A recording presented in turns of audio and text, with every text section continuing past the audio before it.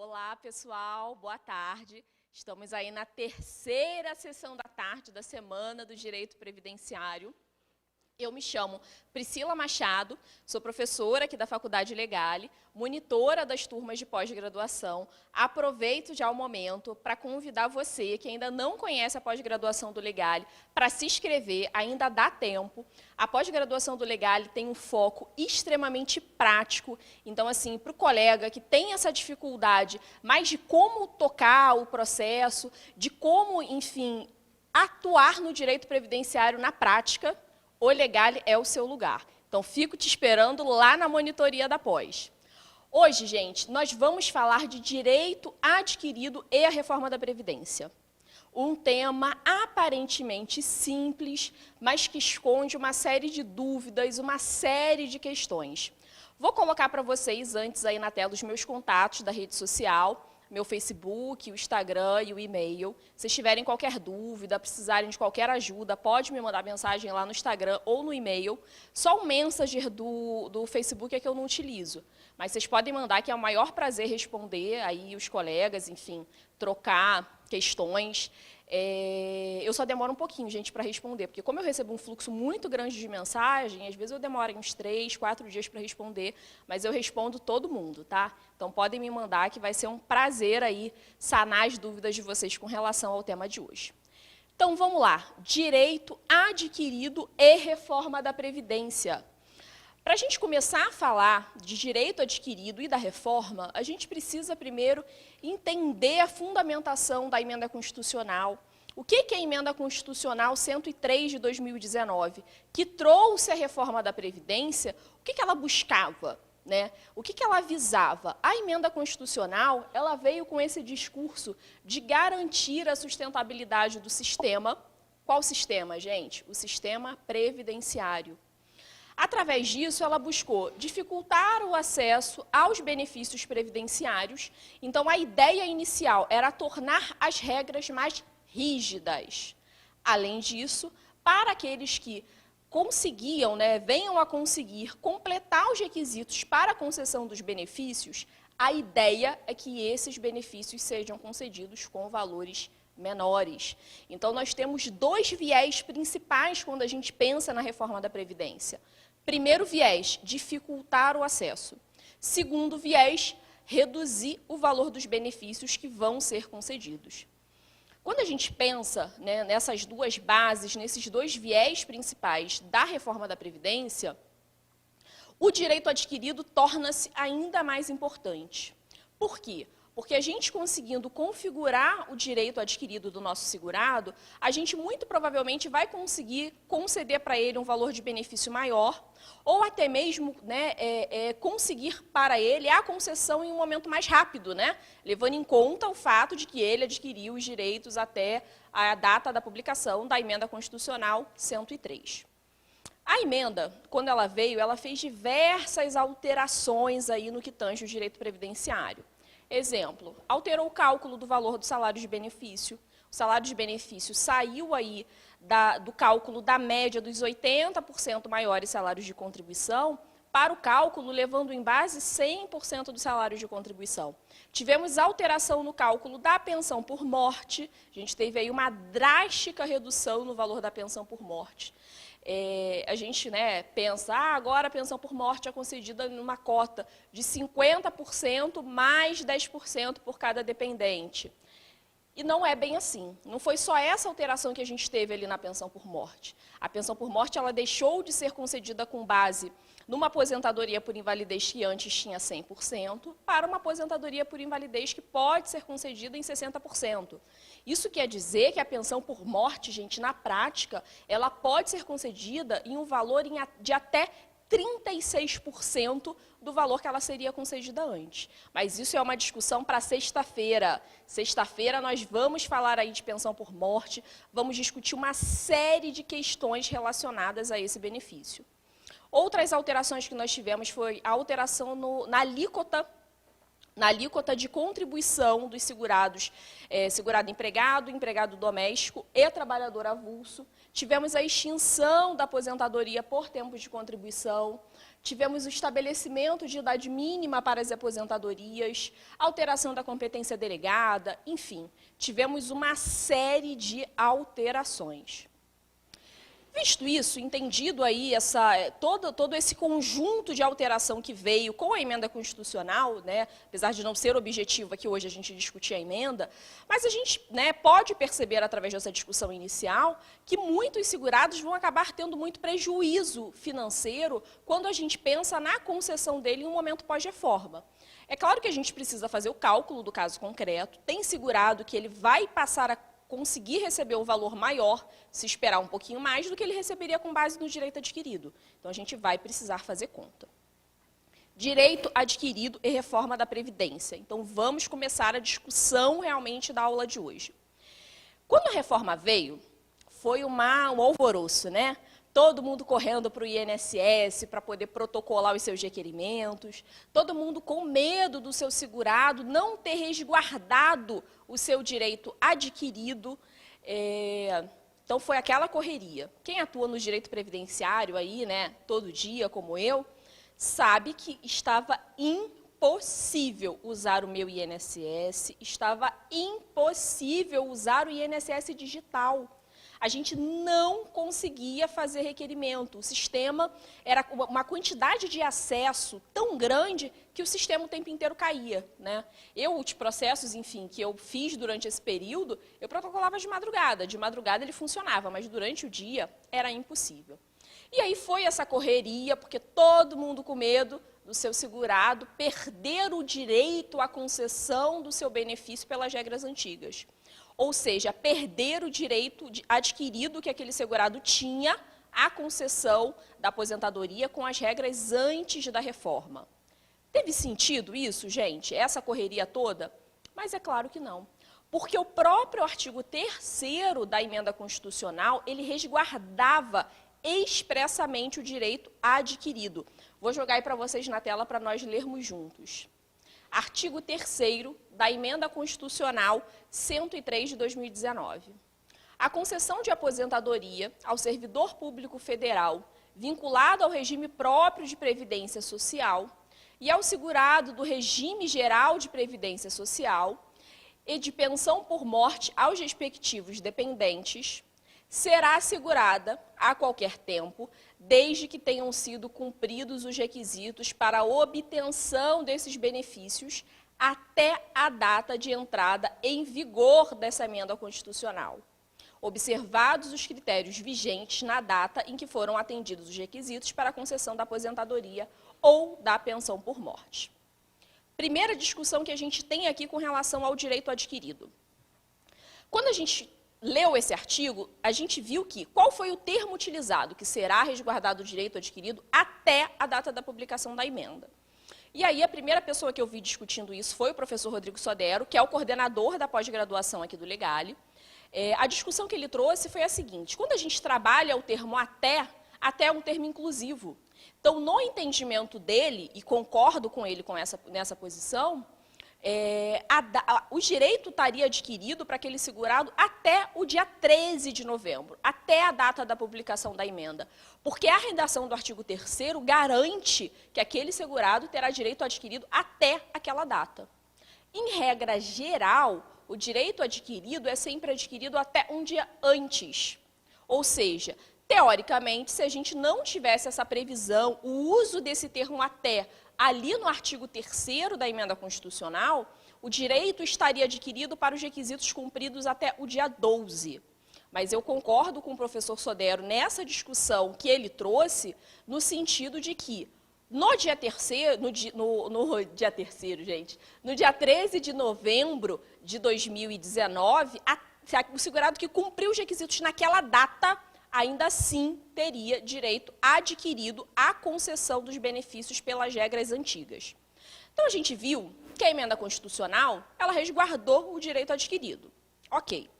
Mas mesmo que ela não tivesse resguardado expressamente o direito adquirido, ainda assim o direito adquirido dos nossos segurados estaria resguardado.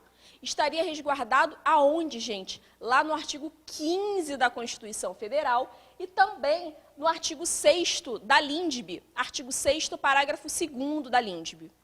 Percebam que eu falei para vocês que o direito adquirido, ele estava já presente na Constituição, lá no artigo 5º. Abre a abinha da Constituição, vai lá no artigo 5º. Artigo 5º trata do quê? Artigo 5º trata de direitos fundamentais. Sendo direito fundamental, nem mesmo, na minha ótica, nem mesmo a emenda constitucional pode ferir esse direito.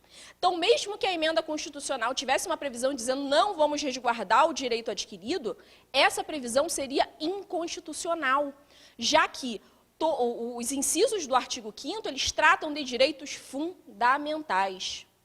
E aí, gente, essa é a importância da discussão que nós vemos hoje sobre a necessidade de fazer uma nova Constituição. Percebam que nem emenda constitucional consegue ferir o direito adquirido, mas uma nova Constituição, sim. Então, quando a gente pensa, e essa discussão que a gente vê hoje, apesar de não ser o tema da aula, né, essa discussão que a gente vê hoje, no sentido de que precisamos fazer uma nova Constituição, a gente precisa tomar muito cuidado com isso. Porque uma nova Constituição, ela pode, inclusive, ir contra o quê? Aos nossos direitos fundamentais, as cláusulas pétreas que nós temos na Constituição. Então, é extremamente importante, só crédito de destaque, a gente pensar aí, refletir sobre isso. Você vê, em novembro de 2019, nós tivemos a emenda constitucional 103. Até mês passado, salvo engano, nós estávamos na emenda constitucional 105. Então, desde que a Constituição foi publicada, nós tivemos pelo menos 105 emendas. Então, é possível nós fazermos alteração através de emenda constitucional? Perfeitamente possível. Então, qual o sentido da gente fazer uma nova Constituição? Será que a ideia não seria exatamente atacar os direitos fundamentais? Vamos pensar nisso, gente. Quando a gente está pensando, então, em direito adquirido, né, uma discussão extremamente importante. Direito adquirido não é a mesma coisa que expectativa de direito. O que eu estou querendo dizer com isso, gente? Vamos imaginar que o seu segurado, lá na data da publicação da emenda, ele já tivesse os 35 anos de tempo de contribuição. Então, esse segurado, ele tem o direito dele resguardado, a concessão do benefício previdenciário pelas regras antigas. Agora, e se o seu segurado, ele tivesse aí faltando 10 dias para poder chegar aos 35 anos de tempo de contribuição? Vamos imaginar que você tem um segurado homem que está lá para fazer os 35 anos para se aposentar pela aposentadoria por tempo de contribuição. Quais eram os requisitos para aposentadoria por tempo de contribuição? Primeiro requisito, 180 meses de carência, todas as aposentadorias, com exceção da aposentadoria por invalidez, tinha já esse requisito de 180 meses de carência. Segundo requisito da aposentadoria por tempo de contribuição, 35 anos de tempo de contribuição. Tinha requisito idade? Nenhum. Eram apenas esses dois requisitos. Aí vamos imaginar que o seu segurado, ele já tinha cumprido os requisitos, ou seja, ele já tinha 35 anos de tempo de contribuição e, em regra, quem tem 35 anos de tempo de contribuição já tem 180 meses de carência, então, ok, direito adquirido. Agora, e se, lá na data de publicação da emenda, faltassem 10 dias? Faltassem 10 dias para ele completar os 35 anos. Esse seu segurado, ele tem direito adquirido? Infelizmente não, gente. Esse seu segurado, ele vai ter uma expectativa de direito. E, infelizmente, a expectativa de direito, ela só vai ser resguardada através do quê? Através das regras de transição, né? E mesmo assim nem precisavam haver, né? O legislador, até por uma questão de paz social, quando a gente tem essas alterações muito bruscas na Constituição, ele tende a criar regras de transição para que aquelas pessoas que estavam em vias de cumprir os requisitos, ou seja, estavam em vias de ter aquele direito adquirido, elas não tenham aí um prejuízo tão significativo. Vou dar um exemplo para vocês de como é que isso é relevante. Então lá, segurado, homem, com 35 anos de tempo de contribuição na data da reforma, tá? Vamos imaginar que esse segurado tinha aqui... Vamos fazer um cálculo, gente, de salário de benefício, tá? Eu vou colocar só 5 meses para poder facilitar aqui a nossa conta. Mas vocês sabem que a gente vai fazer a média, e aí de todos os salários de contribuição dele. Antes da reforma, a média dos 80% maiores. Então, aqui a gente está falando, ó, antes da reforma. Ou seja, o segurado que na data da publicação da emenda constitucional tinha cumprido os requisitos para a concessão do benefício. Aí a gente vai calcular o benefício dele, de aposentadoria por tempo de contribuição. Primeira coisa que a gente tem que fazer para calcular o benefício dele é achar uma coisa chamada salário de benefício. O que é o salário de benefício, gente? Antes da reforma, o salário de benefício ele era calculado pela média dos 80% maiores salários de contribuição. Ou seja, 20% nós descartaríamos. A gente ordenaria os salários de contribuição, veríamos ali quais são os 20% menores salários de contribuição e desconsideraríamos ele no cálculo. Perfeito? Então, vamos imaginar que o nosso segurado aqui no mês 1, mês 2, mês 3, mês 4, mês 5. Antes da reforma. No primeiro mês, lá da nossa base de cálculo, ele recebeu uma remuneração de R$1.000. No segundo mês, ele recebeu uma remuneração de R$5.000. Terceiro mês, uma remuneração de R$5.000. Quarto mês, R$5.000. Quinto mês, R$5.000. Tá?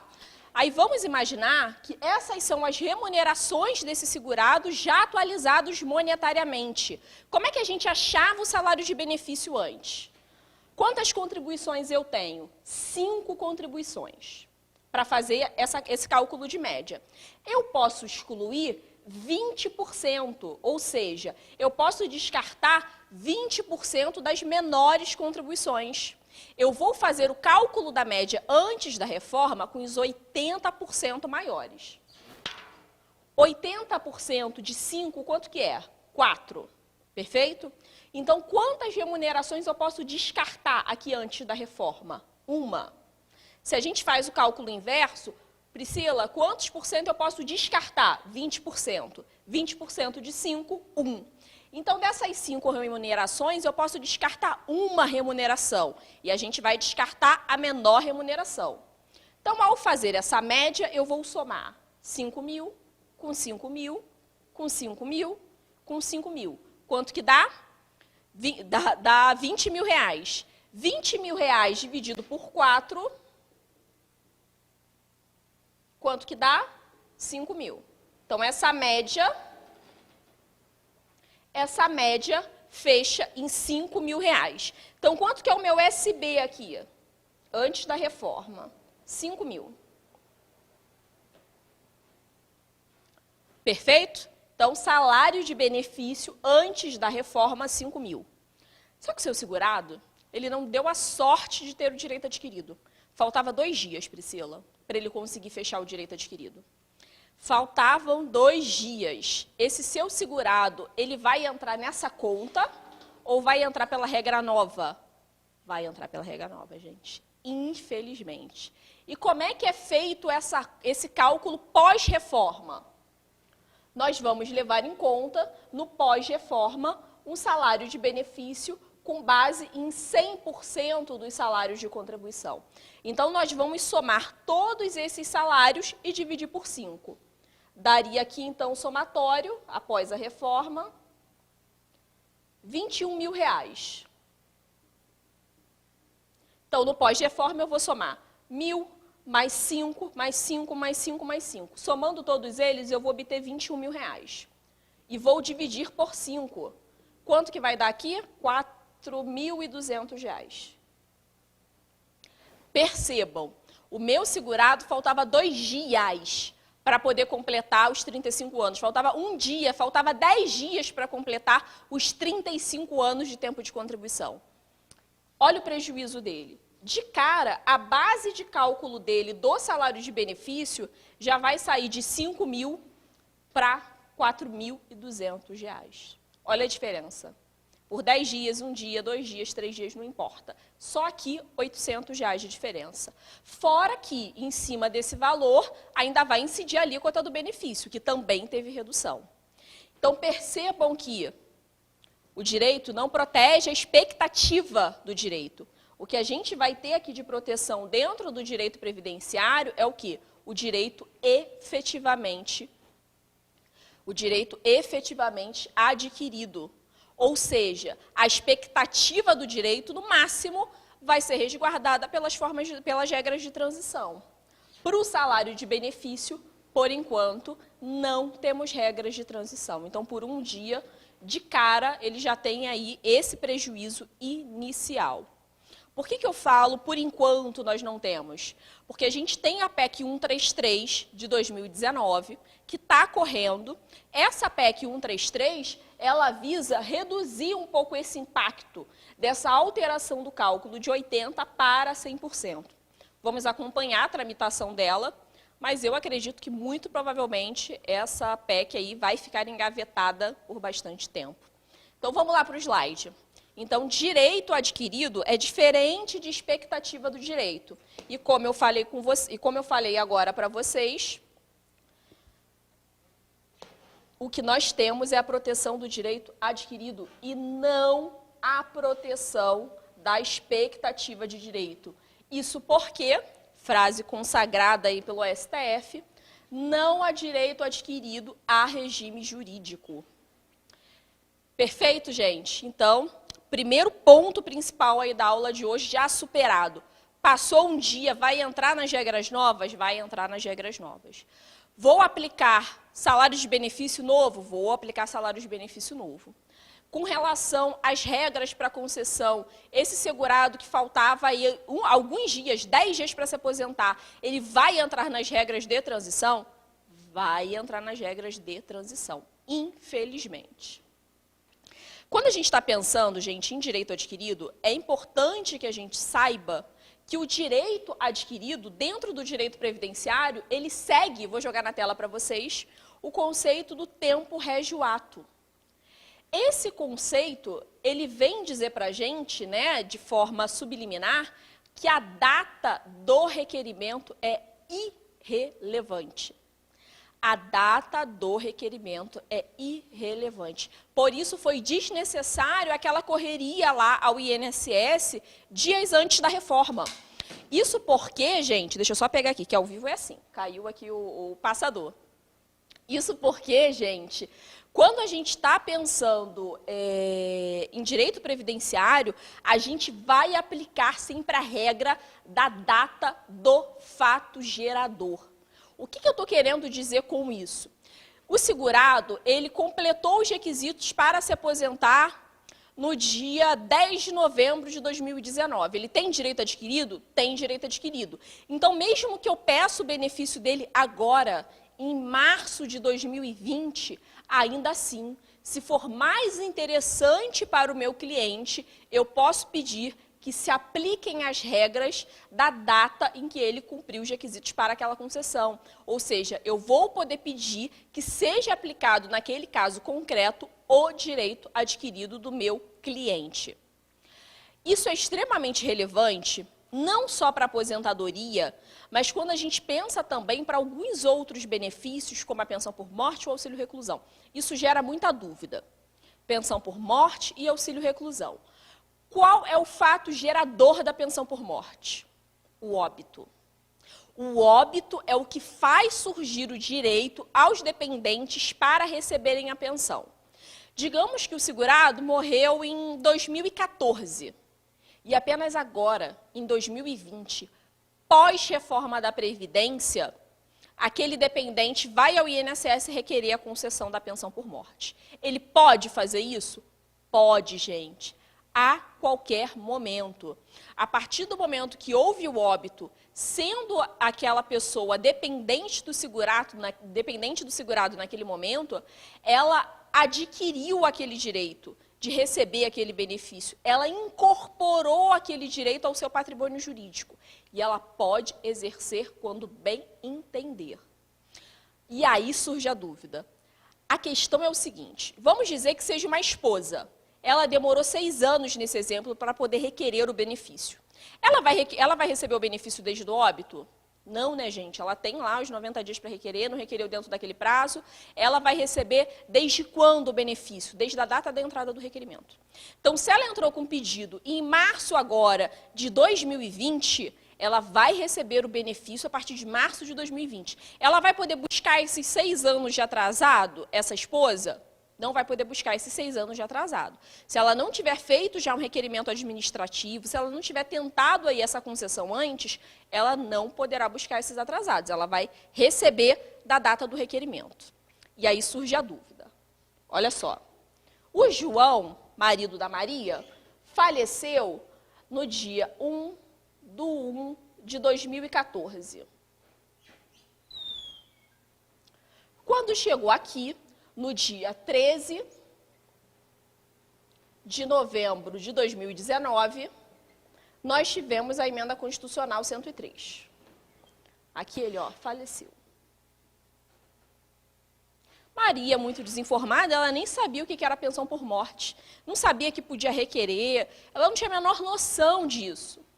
Quando chegou aqui em 2020, em março de 2020, 03/2020, ela foi no seu escritório, por outro motivo qualquer. E se descobre que ela é viúva, que ela não requereu a pensão por morte e que o marido dela tinha qualidade de segurado na data do óbito. Aí se fala, putz, que delícia, vou fazer esse requerimento para ela de pensão por morte. Você deu entrada aqui, ó, em março de 2020. Essa aqui é a sua DER. Ela vai receber esses atrasados desses 6 anos?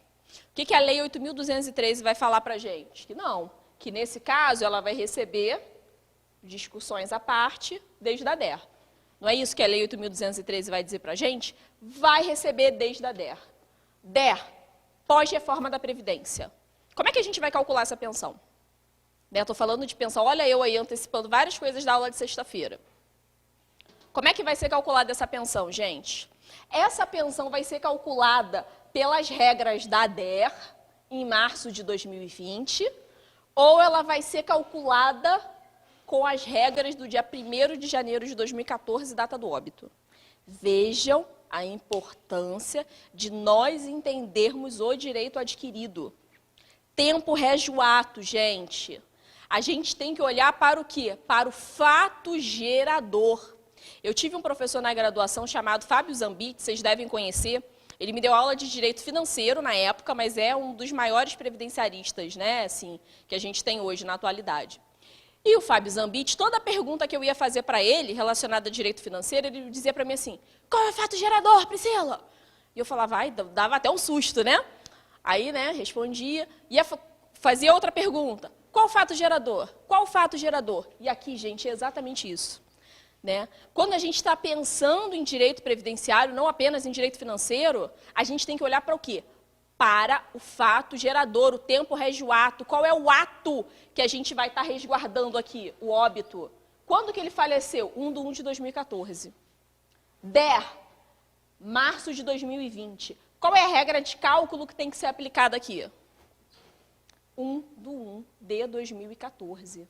A gente tem que calcular essa pensão por morte de acordo com as regras de 1/1/2014, fazer a evolução dessa RMI até março de 2020. O INSS vai pagar a partir de março de 2020, mas a regra de cálculo, 1º de janeiro de 2014, resguardando o quê? O direito adquirido daquela segurada. O direito adquirido com base no quê? Com base no tempo do fato gerador. Com base no quê? No tempo rege o ato. Gente, isso é extremamente importante, tá?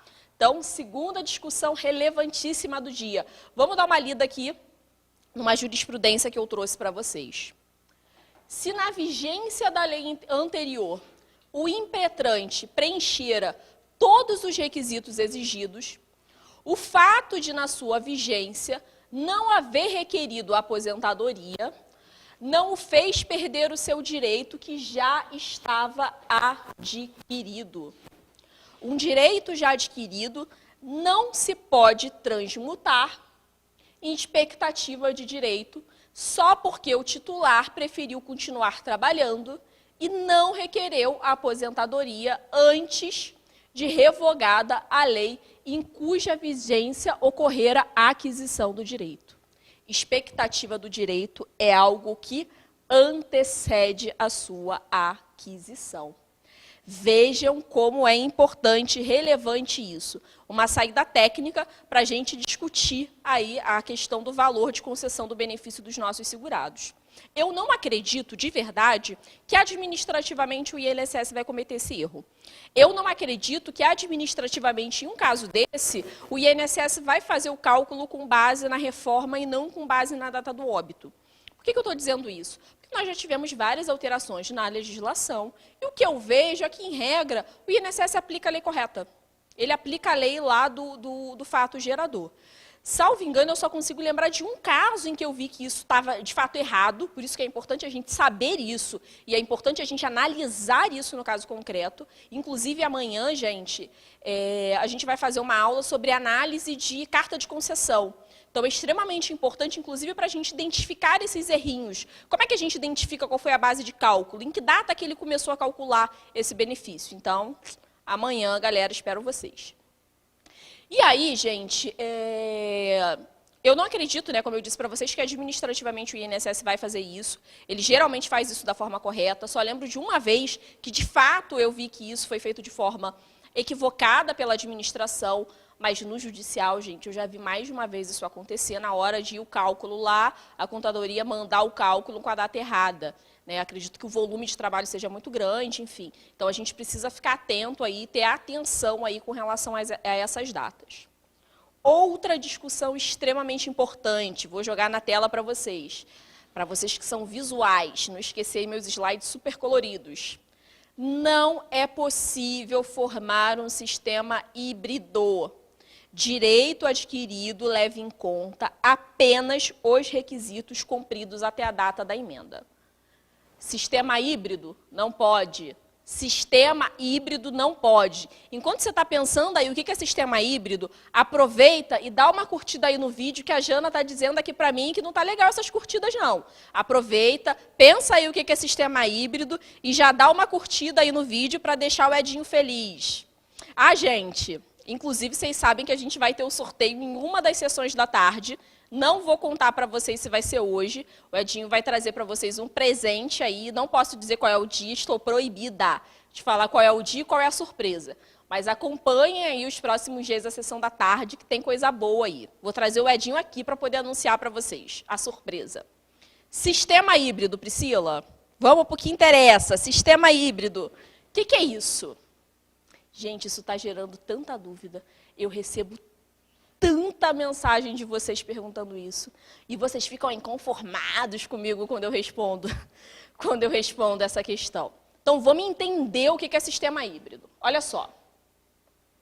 Data da publicação da emenda. Fazer melhor.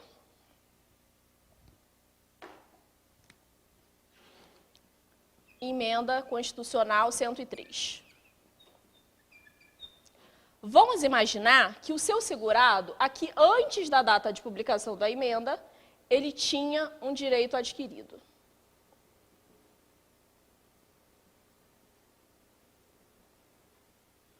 Direito adquirido ao quê? A concessão de aposentadoria por tempo de contribuição. Aquele nosso segurado lá que a gente falou, o segurado homem, que já tinha lá os 35 anos de tempo de contribuição. Então, aqui ele já tinha o direito adquirido. Sei lá, em outubro de 2019. Então, ele tinha o direito adquirido à concessão. Tinha os 35 anos de tempo de contribuição, tinha os 180 meses de carência. Por que ele não requereu, Priscila? Ele não requereu porque em outubro ele tinha o direito adquirido, mas com aplicação do quê? Do fator previdenciário. Então, se ele requeresse o benefício nessa data, em outubro de 2019, antes da reforma, quando ele cumpriu o direito adquirido, ele teria a aplicação do fator previdenciário. Aí teve aqui a reforma, publicada em 13 de novembro de 2019. Perfeito? Quando chegou aqui, novamente, em março de 2020, ele vai no seu escritório. Aí ele fala para você o seguinte: doutora, eu tenho já o direito adquirido à concessão da aposentadoria por tempo de contribuição. Eu tenho esse direito adquirido desde outubro. Eu só não requeri o benefício porque lá em outubro eu não consegui afastar a incidência do fator previdenciário. Então, o que acontece, doutora? Em outubro, se eu fosse aposentar, em vez de eu receber 5 mil, eu só ia receber 2.500, porque o meu fator estava 0,5. Então, eu não requeri. Mas agora, em março de 2019, eu acabei de fechar os meus 96 pontos. E eu lembro, doutora, que eu precisava ter 96 pontos para conseguir afastar o fator. Então, agora eu consigo me aposentar com 5 mil. Eu tenho lá os meus 5 mil sem incidência de fator previdenciário. Pode isso? Vou dar um minuto para vocês pensarem.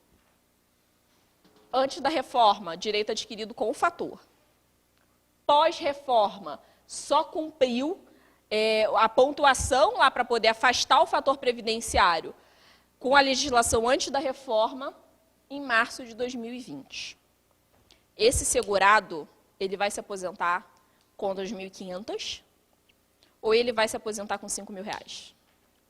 Pensem aí. Pensaram? Não abre o WhatsApp que eu estou vendo, vocês mexendo no WhatsApp. Só para acessar o Instagram e ir lá me seguir minha página. Então, vamos lá, gente. Tinha direito adquirido, mas não tinha direito adquirido ao quê? A isenção do fator previdenciário.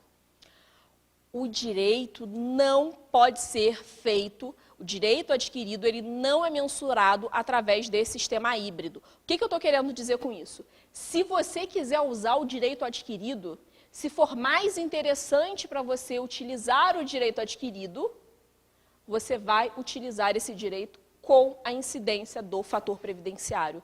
Não é possível que um segurado que tenha cumprido os requisitos para a concessão da aposentadoria antes da reforma faça uso do tempo de contribuição, da idade, ou seja lá o que for, desse momento pós-reforma. Ou é o direito adquirido com a incidência do fator, ou ele vai entrar na regra de transição. Priscila, mas não tem como? Não tem como, gente. O sistema não pode ser híbrido. Eu não posso aqui ter um direito adquirido com incidência do fator, esperar ele cumprir aí mais um tempo de contribuição, mais um tempo de idade, e dizer assim, olha, ele já tinha o direito adquirido, agora eu consegui a pontuação, então agora eu consigo aposentar ele com o afastamento do fator previdenciário. Isso não é possível. Ele tem o direito adquirido à concessão da aposentadoria por tempo de contribuição com fator previdenciário. O que eu faço no caso desse, Priscila? Vai ter que fazer conta. Você vai ter que entender se é melhor para ele se aposentar com base no direito adquirido, ou seja, calculando lá aqueles 2.500 atualizado até março, digamos que vai dar aí uns 2.530, né? Não é o objetivo da nossa aula hoje falar sobre cálculo, mas o benefício lá, o direito adquirido dele, seria a concessão de uma aposentadoria de 2.500, a gente atualiza monetariamente esse valor até a data da concessão. Então, hoje, por exemplo, seria concedido em 2.530. Priscila, não tem jeito? Não. O que a gente vai poder fazer vai ser fazer outras contas utilizando-se as regras de transição. Ou seja, nós vamos poder pegar lá todas as regras de transição, calcular a idade, ou calcular a pontuação, ou calcular, enfim, o valor de cada do benefício desse segurado em cada uma das regras de transição. E vamos ver qual vai ser a melhor opção para ele. Os segurados, gente, eles ficam muito revoltados quando a gente fala isso, eu entendo. Lá no escritório, eu já tive alguns clientes que não entenderam, saíram revoltados, 2 semanas depois voltaram, porque muito provavelmente passaram em outros escritórios e os colegas, né, falaram a mesma coisa, porque não tem jeito. Ou você usa o direito adquirido com a incidência do fator, ou vai ter que jogar ele na regra de transição. Sistema híbrido, gente, não rola. Então, vamos voltar aqui para os slides para a gente ver aí essa outra discussão extremamente relevante, e a última discussão do dia. Indenização, se não me falha a memória, é a última. Indenização de tempo de contribuição e seus efeitos. Gente, isso aqui vai ser uma briga, muito boa. O que acontece? Vamos imaginar que o nosso segurado... Vocês já perceberam que eu jogo na tela para apagar o quadro, né, gente? Para vocês não me verem aqui apagando o quadro. Ó. Vamos imaginar a seguinte situação. Data de publicação da emenda constitucional. 13 de novembro de 2019. Vamos supor que nessa data, o nosso segurado tivesse 33 anos de tempo de contribuição. Esse nosso mesmo segurado homem já tinha os 180 meses de carência, só que em vez dos 35 anos para já ter o direito adquirido, ele tinha 33 anos de tempo de contribuição. Perfeito? Aí vamos imaginar o seguinte, que ele conta a seguinte história para você. Doutora, eu trabalhei durante muitos anos, fiquei um tempo sem trabalhar, sem contribuir para o INSS, né? No exemplo, acho que esse termo vai ficar melhor. Então, ele contribuiu para o INSS em um determinado período, ficou um período sem contribuir, voltou a contribuir de novo. Então, aqui, ó, ele parou de contribuir. Aqui, ele voltou a contribuir. Então, percebam que a gente tem esse período aqui, ó, sem contribuição.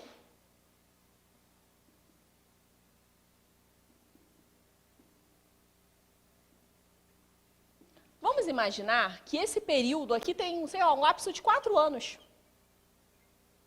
Tem 4 anos aqui que ele ficou sem contribuir para o INSS. Ele tinha 33 na data da publicação da emenda. Quantos anos ele precisava para ter direito adquirido? 2 anos. Ele tem aqui um intervalo de 4. Dúvida que não quer calar, que toda hora aparece no escritório.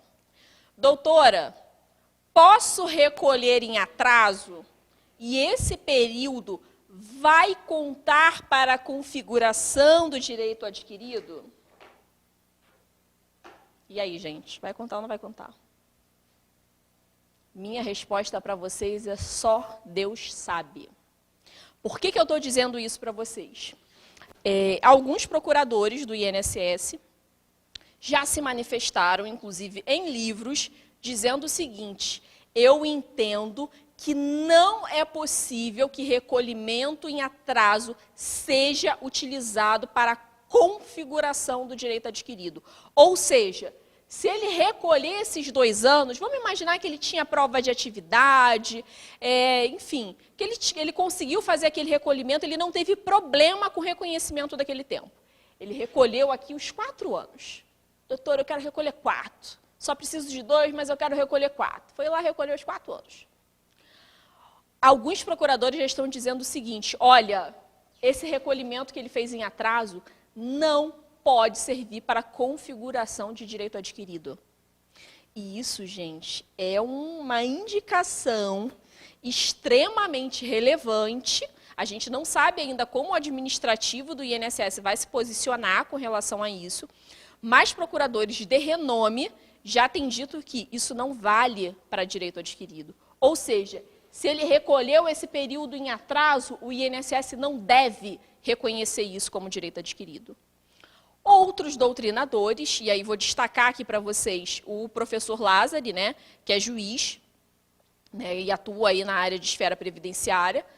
E o professor Lázari, na obra dele, ele já diz o seguinte: não, é perfeitamente possível ele recolher em atraso e esse recolhimento servir para fins de tempo de contribuição. Pelo seguinte, quando eu estou recolhendo em atraso, eu estou recolhendo o quê? antes da emenda constitucional. Se eu estou recolhendo o período antes da emenda constitucional, aquele período deve contar para a configuração de direito adquirido. Então, vejam que, muito brevemente, caso o INSS adote essa posição desses procuradores de não reconhecer isso para direito adquirido, nós vamos começar a ter essa discussão no judicial. Eu vou além um pouco da posição do professor Lázari e vou dizer o seguinte para vocês. Se ele está aqui esse período sem contribuir e ele faz prova de atividade, ou seja, ele faz prova de que ele trabalhou durante aquele período, ele estava o quê, gente? Ele estava em débito. Ele estava em dívida com o INSS. Se ele estava em dívida com o INSS, o único efeito que isso vai ter aqui é o quê? É efeito financeiro, dele recolher e pagar multa. Mas ele tem o direito à contagem. Por que ele tem o direito à contagem? Porque ele exerceu a atividade.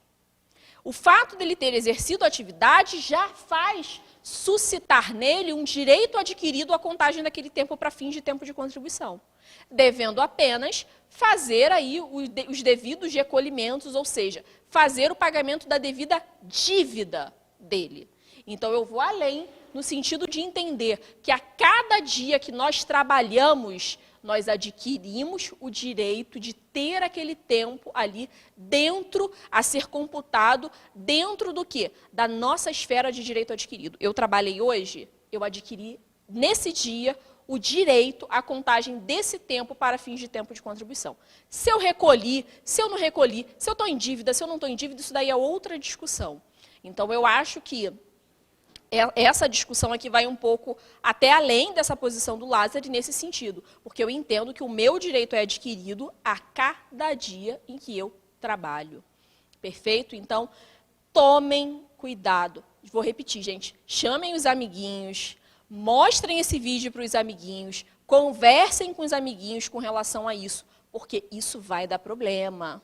Isso vai dar problema. Se vocês garantirem para o cliente de vocês que eles podem recolher isso e que vai ser contado para fins de tempo de contribuição, que ele vai poder utilizar isso sem problema nenhum para fins de cumprimento de direito adquirido antes da reforma, por essa indicação que alguns procuradores têm dado, inclusive em livros que eles têm publicado, a gente pode ter problema. A gente ainda não sabe como o INSS vai se posicionar, como eu disse para vocês, estou falando aqui insistentemente para isso não sair da cabeça de vocês.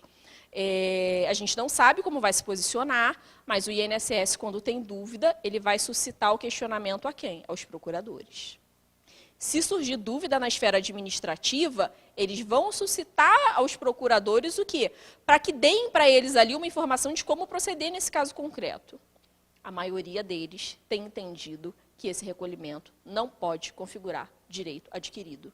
Se você garante para o seu cliente que esse tempo vai contar para fins de configuração de direito adquirido, você pode ter problema, inclusive no Tribunal de Ética da OAB.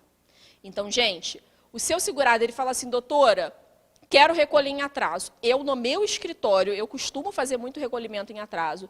Eu já adotei um formuláriozinho, uma declaração, onde o segurado ele dá ciência de que ele tem ali conhecimento de que aquele período ele pode não vir a ser contado. Que nós estamos nesse momento de transição de regra, apesar de, enfim, da gente entender pelo cômputo daquele período, por essas questões que eu falei para vocês, mas, porém, entretanto, a gente não sabe qual será a posição da autarquia, muito menos qual será a posição da jurisprudência. Então, galera, tomem cuidado com isso, porque tomar um TED por conta de besteira não tem muito sentido. Rapidamente, gente, com relação aqui a recolhimento, não vou dar uma aula sobre isso, porque senão a gente vai perder, a gente, enfim, está extrapolando o tempo, mas eu já fiz vários vídeos falando sobre isso, recolhimento em atraso. O segurado, se ele for lá no INSS hoje e falar assim, quero recolher 2 anos desse período, na hora, eles vão emitir a guia e vão dar para ele a guia para pagamento. Geralmente, gente, recolhimento em atraso, pelo menos os que eu tenho feito lá no escritório, nessa média de 1, 2 anos, se for período anterior a 5 anos, não tem dado menos do que R$20 mil para pagar. Então, assim, são valores altos, por isso que é importante a gente se resguardar. São valores elevados que ele vai pagar de indenização. Aí, se ele for lá no INSS pedir a guia, o INSS vai dar guia. Se você, advogado, for lá pedir a guia, ele vai te dar guia para pagamento. Você paga. E o INSS não reconhece. Isso acontece? Oxe, se não acontece. Acontece aos montes aí. Muito, muito, muito. Por quê? Primeira coisa que vocês precisam entender. Se aqui ele era um contribuinte individual, vou pegar uma caneta boa aqui. Se aqui ele era um CI, contribuinte individual, se ele era contribuinte individual antes desse lapso de tempo que ele ficou sem recolher, e ele contribuía aqui em dia, ou seja, ele era contribuinte individual e ele teve pelo menos um recolhimento em dia. Recolheu após esse período vai contar para fins de carência e também para tempo de contribuição. Vai contar para as duas coisas. Se eu tiver um recolhimento anterior em dia. E se eu não tiver recolhimento anterior em dia, Priscila? Eu provo a atividade dele como contribuinte individual, mas eu não tenho um recolhimento anterior. O primeiro recolhimento dele como contribuinte individual vai ser esse. Esse período, mesmo que você faça prova de atividade, ele vai contar para tempo de contribuição, mas não vai contar para carência. Isso é importante, principalmente quando a gente está pensando em aposentadoria por idade. Aposentadoria por idade, os requisitos antes da reforma eram 180 meses de carência, mais 65 anos de idade para o homem, 60 anos de idade para a mulher. As pessoas sempre confundem e acham que o requisito para a aposentadoria por idade urbana era 15 anos de tempo de contribuição. Nunca foi. O requisito era 180 meses de carência. E isso aqui é importante, porque se eu não tenho um primeiro recolhimento como contribuinte individual pago em dia, mesmo que eu faça a prova de atividade desse lapso temporal, ele não vai contar para carência. Ele apenas vai contar para tempo de contribuição. Isso é inteligência da onde? Lá do artigo 27 da Lei de Benefícios. Vamos ler aqui muito rapidamente ele. Para cômputo do período de carência, serão consideradas as contribuições realizadas a contar da data do efetivo pagamento da primeira contribuição sem atraso, não sendo considerada para esse fim as contribuições recolhidas em atraso referentes a competências anteriores. É exatamente esse exemplo que eu dei para vocês aqui. Era contribuinte individual antes, tinha recolhimento em dia? Tinha. Paguei esse período em atraso, vai contar para carência? Vai contar para carência. Não era contribuinte individual antes do lapso temporal que eu vou recolher. Ou seja, não tinha nenhum recolhimento como contribuinte individual, paguei em dia antes. Esse período vai contar para carência? Não, não vai contar para carência. Fiquem atentos a isso, eu já vi muito colega me procurando, mandando mensagem, e-mail, enfim, porque acabou tendo problema sério, inclusive com o Tribunal de Ética por conta disso, porque orientou o cliente errado. Então, vamos ficar atento a isso. Priscila, preciso fazer prova de atividade? Se ele tiver sido contribuinte individual antes, não tiver fechado o vínculo no INSS, ou seja, o vínculo como contribuinte individual permanece lá aberto, ele não foi lá da baixa naquela filiação, nesse caso, gente, o INSS, em regra, não pede prova de atividade. Ele só vai pedir se esse vínculo, né, se esse registro tiver sido finalizado lá no INSS. Aí você vai precisar de prova de atividade. Eu sempre faço, tá? Mesmo quando o segurado, ele tinha lá o vínculo aberto, tinha um recolhimento anterior em dia, então, assim, mesmo assim, eu faço prova sempre de atividade, por uma questão de cautela, porque os valores recolhidos são muito altos, então, enfim, é uma questão de responsabilidade, tá? Mas, em regra, sendo contribuinte individual antes, estando com vínculo aberto, se recolher em atraso, de maneira geral, o INSS não pede. Lembrando sempre, se eu não for contribuinte individual antes, sempre eu vou precisar fazer prova de atividade. Se eu estiver nessa situação, não era contribuinte individual antes, era segurado empregado, parei de trabalhar um tempo, fiquei fazendo um bico. Não recolhi durante o período desse bico que eu estava fazendo. Se você recolher agora, não vai contar para carência, mas se tiver prova de atividade, vai contar para tempo de contribuição. É, nesse segundo exemplo, necessário, fundamental, prova de atividade. Vou dar uma dica para a gente, só para finalizar. quando vocês forem fazer pedido de recolhimento em atraso, gente, façam dentro da concessão do benefício. Façam dentro da concessão do benefício e façam assim. Pede a aposentadoria e fala o seguinte, olha, se você reconhecer que as provas que eu juntei são suficientes para a contagem desse tempo, para reconhecimento desse tempo, nesse caso o servidor emita a guia. Porque aí você está repassando a responsabilidade de análise para o servidor e não para vocês. Vocês viram que estamos finalizando a sessão da tarde, não foi hoje ainda a surpresa, mas acompanhem aí na quinta, acompanhem na sexta, que um desses dias nós teremos aqui uma super surpresa para vocês. Foi um prazer estar com vocês nessa tarde aí mais uma vez, espero que tenha sido produtivo. Eu trouxe pontos relacionados ao direito adquirido e à reforma, que eu entendo que são extremamente relevantes e importantes, que eu vejo que acabam gerando muitas dúvidas pelas mensagens que vocês me mandam. Depois me deem um feedback se vocês gostaram da aula.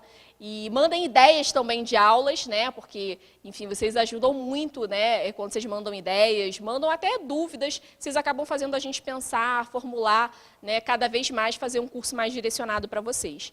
Não percam amanhã o curso de análise de carta de concessão. Vocês não têm ideia da quantidade de informação que a gente tira dali, porque muitas vezes a gente passa o olhar de forma desapercebida. E espero vocês também na sexta-feira, na aula sobre pensão por morte. Um prazer estar com vocês novamente, gente. Um abraço para todos.